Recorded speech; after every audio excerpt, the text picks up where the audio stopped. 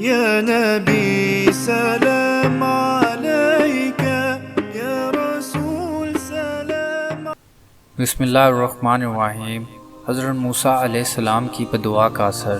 سورہ یونس میں ہے ترجمہ: اے میرے پروردگار، ان کے اموال کی صورت بدل کر مسخ و بیکار کر دے۔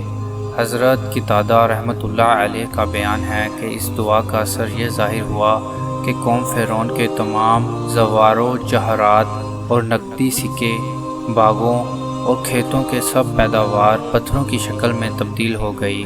حضرت عمر بن عبدالعزیز رحمۃ اللہ علیہ کے زمانہ میں ایک تھیلا پایا گیا جس میں فرعون کے زمانہ کی چیزیں تھیں۔ ان میں انڈے اور بادام بھی دیکھے گئے جو بالکل پتھر تھے۔